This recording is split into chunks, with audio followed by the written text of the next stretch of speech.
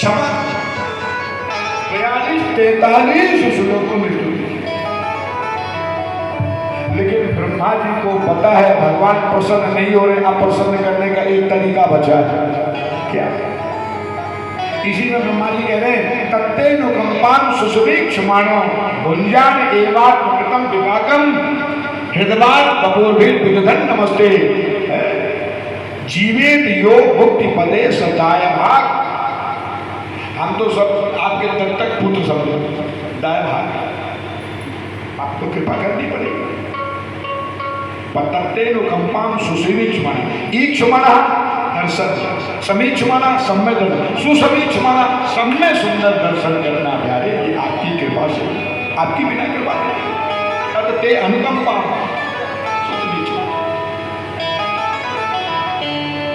भुंजान Evan विभागम। ये अच्छे बुरे कर्म, जो बुरे कर्म हैं ये तभी तक परेशान करेंगे, बोले जब तक जैसे कोई कच्चा दाना रहेगा जम जाएगा, और अगर भूल दिया जाए ये सब सामर्थ्य खत्म। इसलिए ज्ञानाग्नि ढक्क कर्माणम तमाहुम पंडितम बुधा।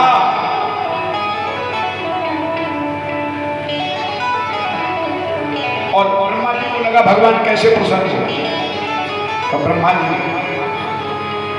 अहो भाग्य महो भाग्य नंद गोप ब्रजहु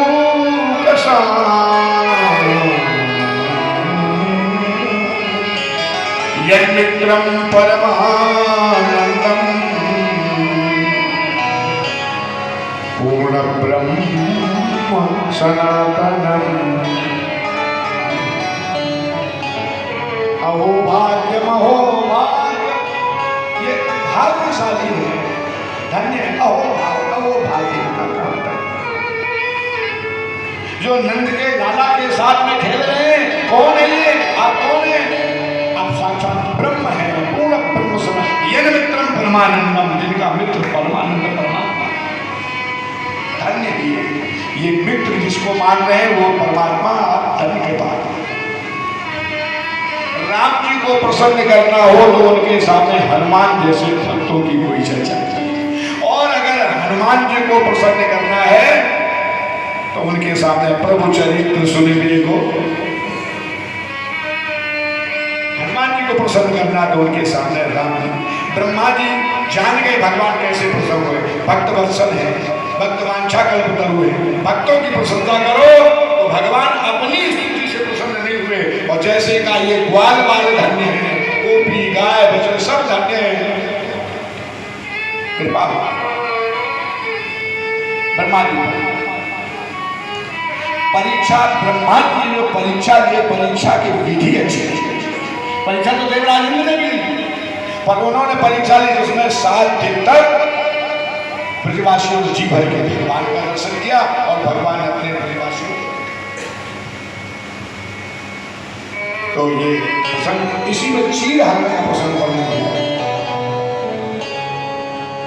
हेमंते प्रथमे मास नंद ब्रज कुमारिका चेरो हविष्यम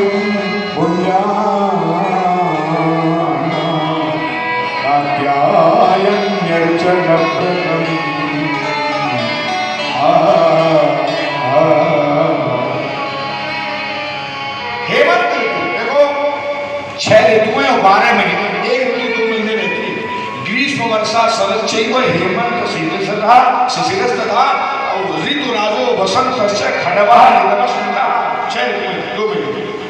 तो कार्तिक और अगहन 2 महीने हेमंत। और इसी में गोपियां आज भी हमारे वृंदावन में जो कात्यायनी मंदिर के आसपास, वो सब सुबह सुबह स्नान करके कार्तिक अगहन में कात्यायनी देवी, और लोग कहाँ ना हम नहीं करें, और मंत्र कात्यायनी महायोगी नंद गोप सुतम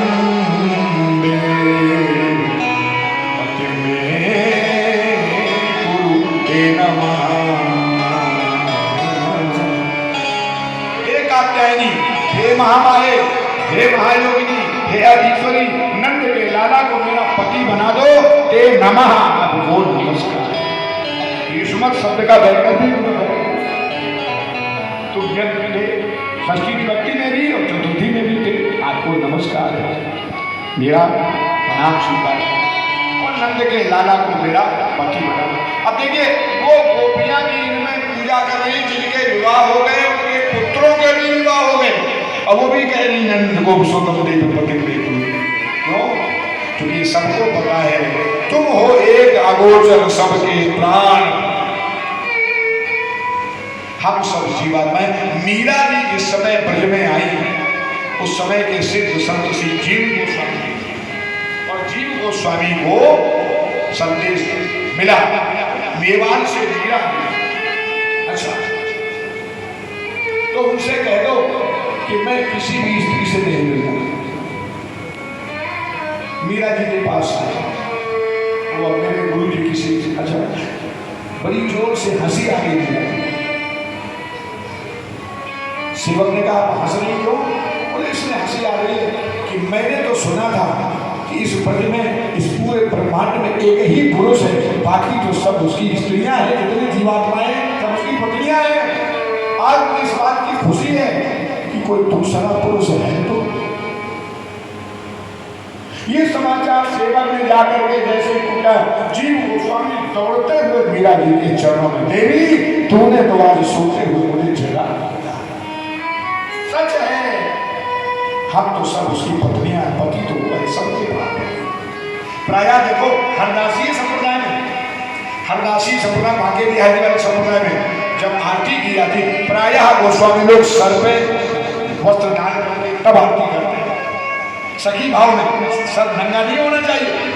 गौड़ी संप्रदाय में भी वहां भी सखी भाव का विशेष सिर पर तब इसके बाद दास्य भाव सखी भाव। सच है पुरुष तो नहीं, आँख खुली तूने मुझे जगा दिया, तो हम सब उसकी पत्नियां हैं। ऐसे प्रभु उनको कौन पति बनाना नहीं चाहेगा? इति मंत्रम जपंतस्ताह पूजा चक्रु कुमारिका, ये मंत्र जपते हुए ये पूजा कर। अब चीर हरण जो है ये बहाना है। अच्छा इसका एक निर्वस्त्र स्नान नहीं करना चाहिए, इस अपराध से भी भगवान बचाने आए। पुरुष स्त्री कोई भी घर में बाहर कहीं भी निर्वस्त्र स्नान नहीं करना चाहिए। इसलिए और ये गोपियां निर्वस्त्र स्नान इस अपराध से बचाने के लिए तो भगवान ने वो चीर उठा के छिपा लिया। चीर बिहारी बैठे के बच्चे को। अच्छा कार्तिक में भी इतनी ठंड तो होने लगती, ज्यादा देर कोई नहीं आ सकता जल में, गर्मी मई जून का समय है तो पड़ेगा।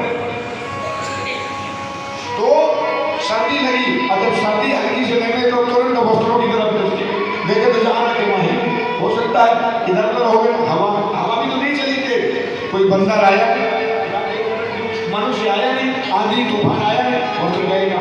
विचार कर रही तभी देखा अचानक दृष्टि पड़ी कदम वृक्ष पर भगवान चीर बिहारी और चीर वस्त्रों के बीच में छिपे हुए। बोले चीर बिहारी भगवान